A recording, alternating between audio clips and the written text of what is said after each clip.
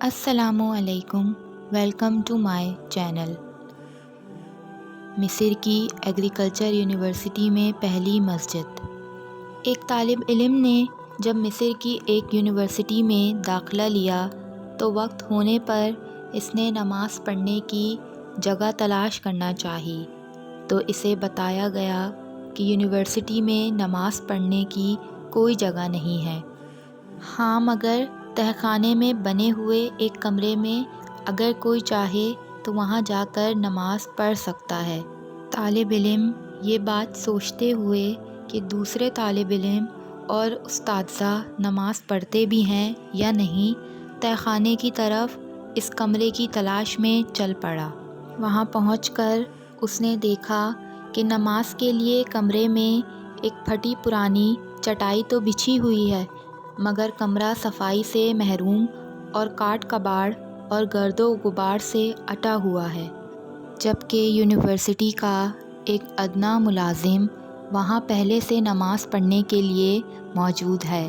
طالب علم نے اس ملازم سے پوچھا، کیا تم یہاں نماز پڑھو گے؟ ملازم نے جواب دیا، ہاں، اوپر موجود لوگوں میں سے کوئی بھی ادھر نماز پڑھنے کے لیے نہیں آتا، اور نماز کے لیے اس کے علاوہ کوئی جگہ بھی نہیں ہے۔ طالب علم نے ملازم کی بات پر اعتراض کرتے ہوئے کہا، مگر میں یہاں ہرگز نماز نہیں پڑھوں گا، اور اوپر کی طرف سب لوگوں کو واضح دکھائی دینے والی مناسب سی جگہ کی تلاش میں چل پڑا، اور پھر اس نے ایک جگہ کا انتخاب کر کے نہایت ہی عجیب حرکت کر ڈالی۔ اس نے بلند آواز سے اذان کہی۔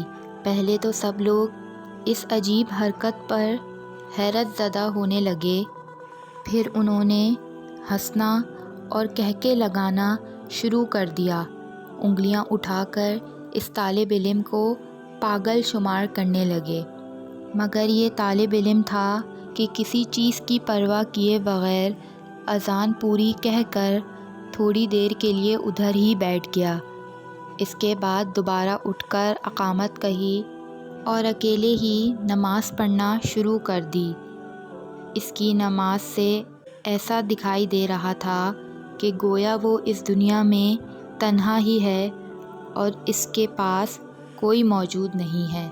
دوسرے دن پھر اسی وقت پر آ کر اس نے وہاں پر بلند آواز سے اذان دی، خود ہی اقامت کہی اور خود ہی نماز پڑھ کر اپنی راہ لی، اور اس کے بعد تو یہ معمول ہی چل نکلا۔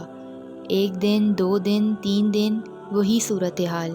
پھر کہکے لگانے والے لوگوں کے لیے اس طالب علم کا یہ دیوانہ پن کوئی نئی چیز نہ رہی، اور آہستہ آہستہ کہکوں کی آواز بھی کم سے کم ہونے لگی۔ اس کے بعد پہلی تبدیلی کی ابتدا ہوئی۔ نیچے تہہ خانے میں نماز پڑھنے والے ملازم نے ہمت کر کے باہر اس جگہ پر اس طالب علم کے ساتھ نماز پڑھنی شروع کر دی۔ ایک ہفتے کے بعد یہاں نماز پڑھنے والے 4 لوگ ہو چکے تھے۔ اس کے اگلے ہفتے ایک استاد بھی ان لوگوں میں شامل ہو گئے۔ یہ بات پھیلتے پھیلتے یونیورسٹی کے چاروں کونوں میں پہنچ گئی۔ پھر ایک دن چانسلر نے اس طالب علم کو اپنے دفتر میں بلایا اور کہا، یہ کوئی مہذب منظر دکھائی نہیں دیتا ہے کہ تم یونیورسٹی ہال کے بیچوں بیچ کھڑے ہو کر اذانیں دو یا جماعت کرواؤ۔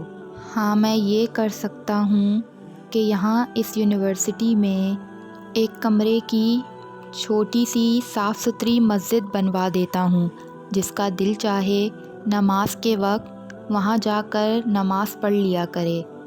اس طرح مصر کی ایگریکلچر یونیورسٹی میں پہلی مسجد کی بنیاد پڑی، اور یہ سلسلہ یہاں پر رکا نہیں۔ باقی کی یونیورسٹیوں کے طالب علم کے بھی غیرت ایمانی جاگ اٹھی، اور ایگریکلچر یونیورسٹی کی مسجد کو بنیاد بنا کر سب نے اپنے اپنے ہاں مسجدوں کی تعمیر کا مطالبہ کر ڈالا، اور پھر ہر یونیورسٹی میں ایک مسجد بن گئی۔ اس طالب علم نے ایک مثبت مقصد کے حصول کو اپنی زندگی کا مقصد بنا لیا، اور پھر اس مثبت مقصد کے نتائج بھی بہت عظیم نکلے۔ خواہ یہ طالب علم زندہ ہے یا فوت ہو چکا ہے، مصر کی یونیورسٹیوں میں بنی ہوئی سب مسجدوں میں اللہ کی بندگی ادا کیے جانے کا اجر و ثواب پا رہا ہے، اور رہتی دنیا تک اسی طرح اجر پاتا رہے گا۔ اس طالب علم نے اپنی زندگی میں کار خیر کر کے نیک اعمالوں میں اضافہ کیا۔ ہمیں بھی چاہیے کہ ہم اپنی زندگیوں میں کوئی ایسا نیک کام کریں کہ ہمارا اثر و رسوخ ہمارے گرد و نواح کے ماحول پر نظر آئے۔ ہمیں چاہیے کہ اپنے اطراف میں نظر آنے والی غلطیوں کی اصلاح کرتے رہا کریں۔